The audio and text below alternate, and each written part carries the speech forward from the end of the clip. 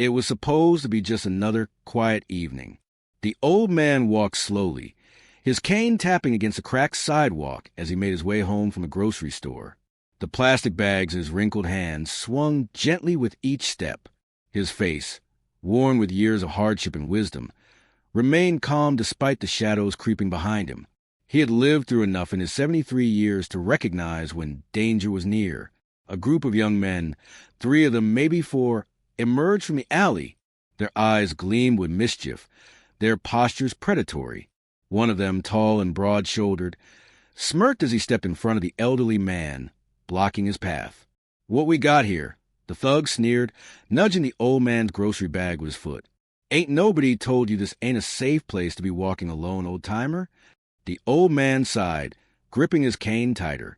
He had seen men like this before, boys who thought they ruled the streets, blind to the reality of true power. He stayed silent, hoping they would lose interest, but the leader wasn't done yet. "What's in the bag, huh? You got money?" Another thug stepped forward, snatching the bag from his hand and dumping its contents onto the sidewalk. Apples rolled into the gutter. A carton of milk burst open, white liquid pooling at their feet. The old man's jaw tightened, but he still didn't react. "You ain't gonna say nothing?" the leader taunted. "Man, you must be real dumb or real brave." Another thug, younger than the rest, stepped forward. "Come on, man, let's just go. It's just some old dude. He ain't worth it." But the leader wasn't done yet. He grabbed the old man's jacket, yanking him closer. "Maybe he got a wallet," he mused, shoving his hand into the man's coat pocket. "What's this?" The moment his fingers closed around the laminated card inside, everything changed. The old man's lips curled into a knowing smirk as the thug yanked the ID out of his pocket. The moment the thug saw it, really saw it, his smirk faltered. "Yo, what is this?" he muttered, flipping the card over. His eyes widened. "U.S. Marine Corps?" He looked up at the old man, uncertainty creeping into his voice. "This gotta be fake." The old man finally spoke, his voice calm but edged with steel. "Son, I served 2 tours in Vietnam. Special Forces. You know what that means." The leader's grip loosened, and for the first time, hesitation flickered in his eyes. The other thugs glanced at each other, shifting uneasily. The old man's expression didn't change. "It means I've taken down men twice your size with nothing but my bare hands. And I suggest you let me go before I remind myself what that feels like." Silence. The younger thug took a step back. The leader, still holding the ID, seemed to consider his options.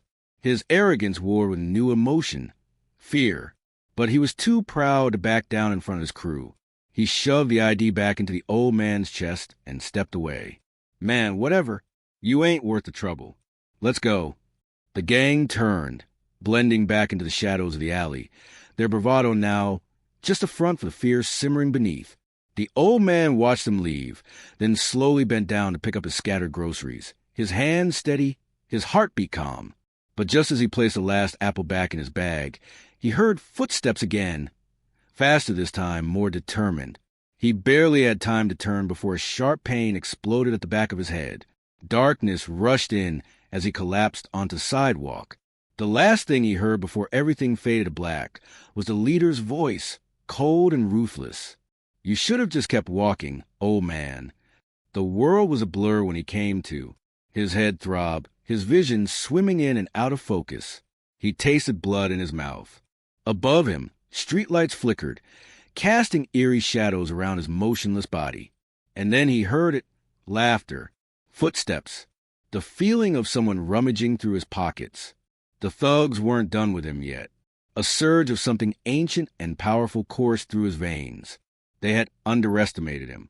That was their first mistake. Their second mistake? Thinking he was down for the count. The old man's fingers curled into a fist, and just as the thug closest to him reached for his wallet, he struck. The world was a blur when he came to.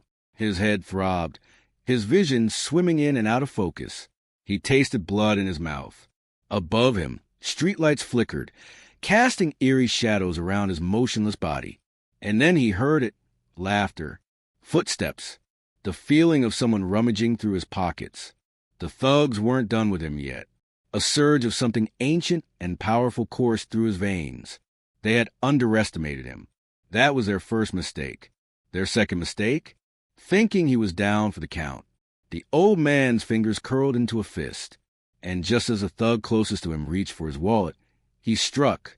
His hand shot up with lightning speed, grabbing the thug's wrist and twisting it with a strength no one expected from a man his age. A sharp cry of pain cut through the night as the thug collapsed to his knees, clutching his now broken wrist. What the... The leader spun around just in time to see the old man rising, his once-weary body now radiating a lethal intensity. The cane was no longer just a walking aid. In a flash, the old man wielded it like a weapon, swinging it into the ribs of the second thug, sending him sprawling onto the concrete.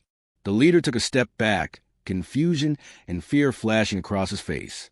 "I told you," the old man said, his voice steady, unwavering. "You picked the wrong man." The third thug, the youngest of the group, hesitated, shifting uncomfortably. "Yo, man, let's just go. This ain't worth it." But the leader wasn't listening. His pride wouldn't let him back down. He lunged forward, pulling a knife from his waistband, the blade glinting under the dim streetlight. The old man's eyes locked onto it, his instincts sharpening like a blade of his own. Time slowed. The old man sidestepped with precision that spoke of years of training. The knife barely missed him, slicing through empty air. In the same movement, he struck the leader's arm, sending the knife clattering to the ground. Before the thug could react, the old man twisted his body, delivering a swift and devastating elbow strike to the side of his head. The leader stumbled back, disoriented. His breath came in ragged gasps. He looked at the old man in horror, realizing, too late, that he had never stood a chance. The young thug was already running. The one with the broken wrist cradled his injured arm, scrambling to his feet. "Man, we gotta get out of here." The leader staggered, blood dripping from the corner of his mouth. He knew he was beaten. Still, he spat on the ground, trying to salvage what little pride he had left. "This ain't over, old man. You hear me?" The old man took a step forward, his gaze locked onto the defeated thug. "It is for you," he said calmly. "Walk away while you still can." With a final glare, the leader turned and disappeared into the night, his crew following close behind. Their bravado was gone. They had come expecting an easy target, but instead, they had met a warrior.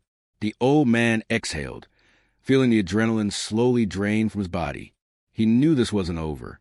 Men like that didn't take humiliation lightly. They would be back, angrier, more dangerous. He needed to prepare. The next day, the old man stood in his small apartment, gazing at a wooden box on the table.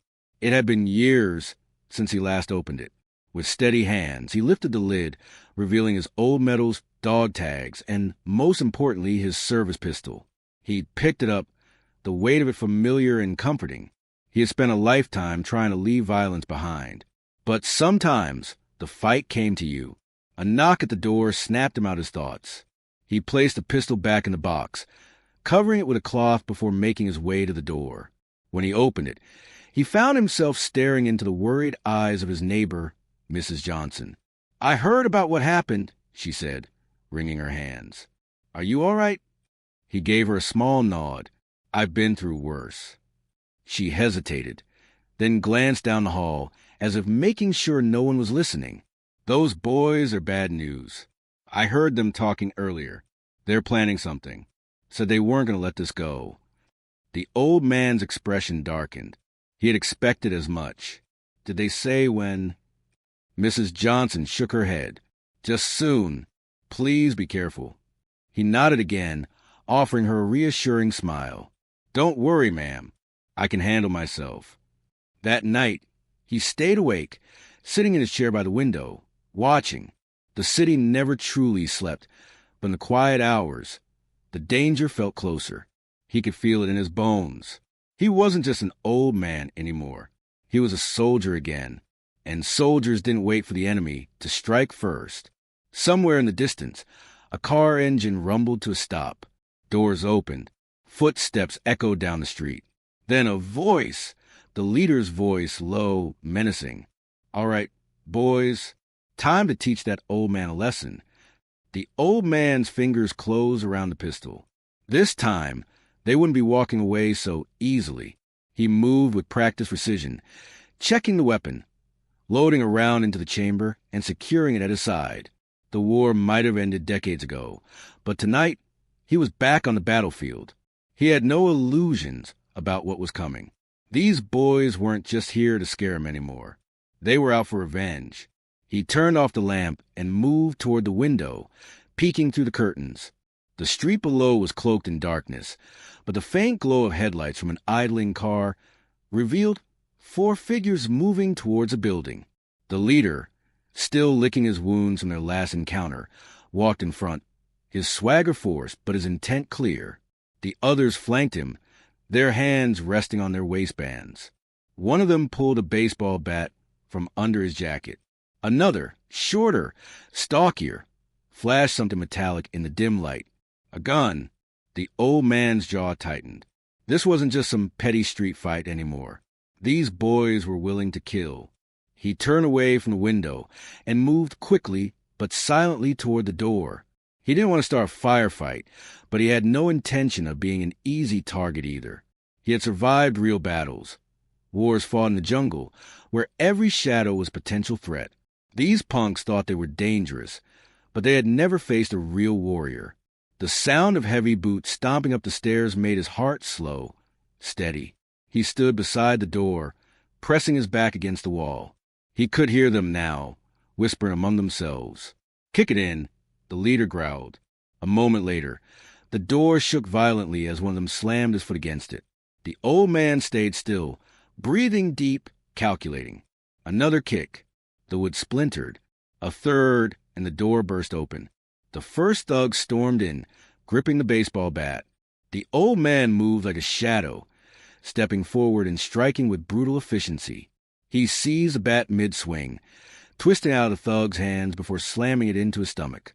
The young man crumpled with a strangled gasp, his knees hitting the floor hard. What the hell? The second thug hesitated, gun in hand. The old man didn't give him a chance to think. He grabbed the wrist holding the gun, twisting it with force that made the thug yelp. The weapon clattered to the floor. In one swift motion, the old man brought his elbow up, cracking it against the thug's jaw, sending him stumbling back into the hallway. The leader cursed. "Shoot him." The old man died behind the couch just as a gunshot rang out, the bullet tearing through the air where he had been standing. A deafening silence followed, the smell of gunpowder thick in the air. The old man's breath was slow, controlled. His mind was back in the jungle, back where he had spent years surviving ambushes and night raids. He knew he had seconds before they regrouped. From behind the couch, he reached for his own pistol, gripping it firmly. Another shot rang out, splintering the wooden coffee table in front of him. He heard their panicked breathing now, their bravado faltering. They weren't trained for this. They expected him to be weak, helpless. Big mistake. He rose from behind the couch, aiming with precision. A single shot. The light bulb above them shattered, plunging the room into near darkness. The thugs shouted in confusion. "Where is he?" The old man moved quickly. He fired again, hitting the wall inches from the leader's head. The message was clear. He wasn't missing because he was old. He was missing on purpose. "Drop it," he commanded, his voice calm but deadly. The leader's hands trembled as he held the gun. He had never been in a real fight before. Not like this. The confidence he had earlier was gone, replaced by something more primal. Fear. The old man took a step closer. "You came into my home, tried to take my life. Now you have one chance to walk out of here. But if you raise that gun again, I promise you, you won't get another." The leader hesitated. His pride battled with his survival instincts. The others were already backing away, their faces pale, their weapons useless in shaking hands. "Drop it," the old man repeated, his finger resting lightly on the trigger.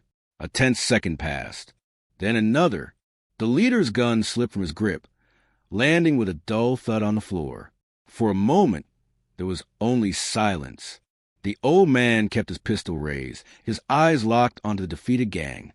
He had seen enough men make desperate choices in their last moments.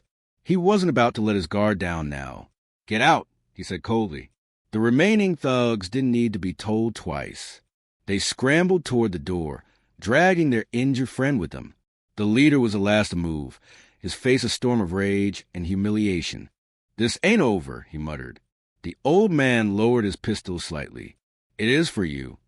The leader glared at him one last time before disappearing down the stairwell. The sound of hurried footsteps and a slamming car door followed. Then silence. The old man exhaled slowly, lowering his weapon. His hands, steady as ever, placed it back on the table. He walked to the broken door and peered into the night.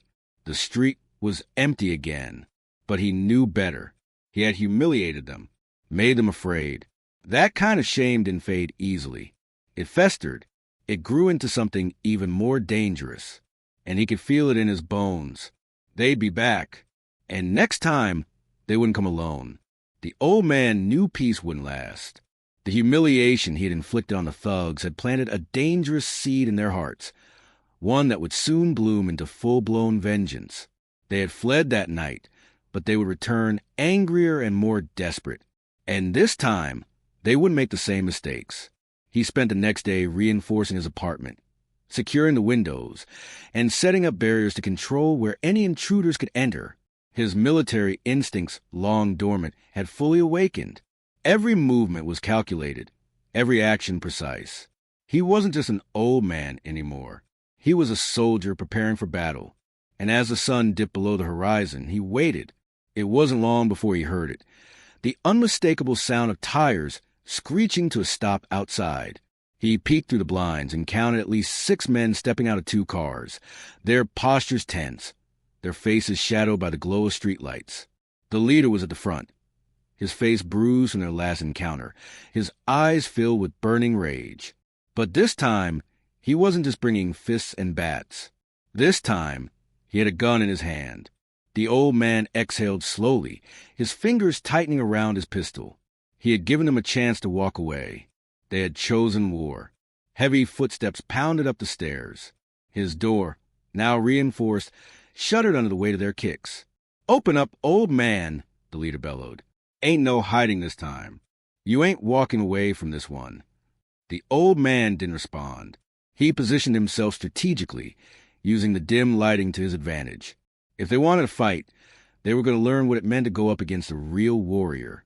The next kick splintered the door. Then another. The lock gave way, and the door swung open violently. The leader stormed in first, gun raised, his men right behind him. They didn't see him at first. He had melted into the shadows, waiting. Then he struck. With ruthless efficiency, he grabbed the nearest thug, twisted his arm, and using him as a human shield just as the leader fired. The deafening crack of the gunshot rang through the apartment, but the bullet never reached him. Instead, it lodged into the chest of the thug he had pulled in front of him. The man gasped, crumpling to the floor. Chaos erupted. Another thug swung a crowbar, but the old man ducked, delivering a brutal punch to the man's throat before tossing him aside. The gunman cursed, trying to aim, but the old man was already moving, grabbing the fallen thug's bat and swinging it into another attacker's ribs with a sickening crack. The leader fired again, but the old man had already taken cover behind the couch. He counted the shots. 3 so far. That gun wouldn't hold much more. "You think you're some kind of hero?" the leader screamed, reloading. "You should have just stayed down when you had the chance." The old man didn't answer. Instead, he moved like a ghost through the apartment, using every shadow, every obstacle to his advantage. The remaining thugs hesitated, their bravado fading into fear. One of them turned to run. "Coward!" the leader shouted. "Get back here!" His words were cut short as the old man emerged from behind him, slamming the butt of his pistol into the back of his head. The leader collapsed dazed, his gun skidding across the floor. The old man stood over him, breathing heavily, his grip on the pistol steady. The remaining thugs lay scattered around the apartment, some unconscious, others groaning in pain. The leader blinked up at him, his face twisted with fury and something else, something he never thought he'd feel looking at an old man. Terror. You lost, the old man said, his voice calm but firm. You came into my home. You tried to take my life. Now you answer for it. The leader coughed, spitting blood onto the floor. You ain't gonna kill me. The old man cocked his head slightly. No, he admitted. I don't need to. The distant wail of police sirens filled the air. The leader's eyes widened in horror as realization dawned on him. You, he gasped. You called the cops? I didn't have to, the old man replied. This is a quiet neighborhood. Gunshots don't go unnoticed. The leader struggled to get up, but the old man pressed his foot against his chest, pinning him to the floor. He looked him in the eyes, his gaze unshakable. You spent your life thinking fear made you powerful, that hurting people made you a man. But tonight, you learned the truth.